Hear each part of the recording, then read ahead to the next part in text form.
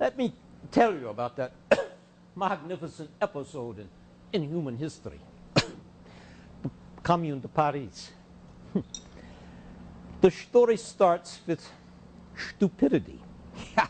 I'm speaking of Napoleon III, nephew of Bonaparte.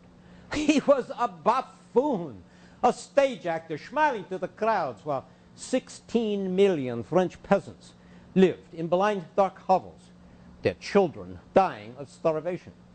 But because he kept a legislature, because people voted, people thought that they had a democracy. A common mistake. Bonaparte wanted glory, so he made the mistake of attacking Bismarck's armies and was quickly defeated. Whereupon the victorious German troops marched into Paris, where they were met by something more devastating than guns: silence. They found the statutes of Paris draped in black, an immense, invisible, silent resistance. So they did the wise thing. They paraded to the Arc de Triomphe and quickly departed. The old French order, the Republic, liberals they called themselves, they did not dare come into Paris. They trembled with fear, because with the Germans gone, Paris was taken over by the workers, the housewives, the intellectuals, the clerks, the armed citizens. The people of Paris formed not a government, but something more glorious, something that governments everywhere fear: a commune, the collective energy of the people. It was the Commune de Paris. People were meeting 24 hours a day, everywhere, knots of 3 and 4, making decisions together. For the city was surrounded by the French army, threatening to invade at any moment. But Paris became the first free city in the world, the first enclave of liberty in a world of tyranny. If you want to know what I mean by the dictatorship of the proletariat, look at the Commune de Paris. That is a true democracy.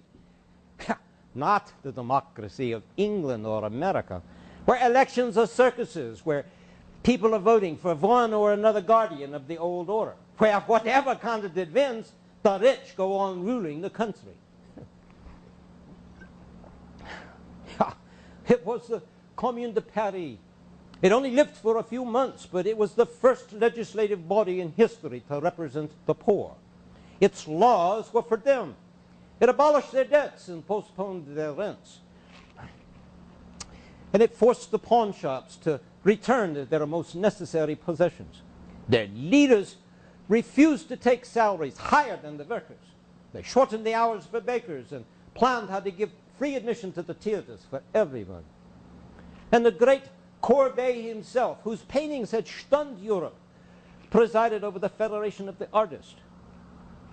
They reopened the museums and set up a commission for the education of women, something unheard of, the education of women. And they took advantage of the latest in science, the lighter-than-air balloon. They launched one from Paris to soar over the countrysides, dropping printed materials to the peasants. It's a simple, powerful message. Our interests are the same. A message that should be dropped to workers everywhere in the world. And the Commune declared the purpose of schools to teach the children to love and respect their fellow creatures. I've read your endless discussions of education. What nonsense! It teaches everything necessary to succeed in a capitalist world. But does it teach the youth to struggle for justice? The communards understood the importance of that. They taught not only with their words, but with their acts. They destroyed the guillotine, that instrument of tyranny, even revolutionary tyranny. And then, wearing red scarves, carrying a huge red banner, buildings festooned in sheets of red silk, they gathered around the Vendôme column, that symbol of military power. A huge statue surmounted by the bronze head of Napoleon Bonaparte.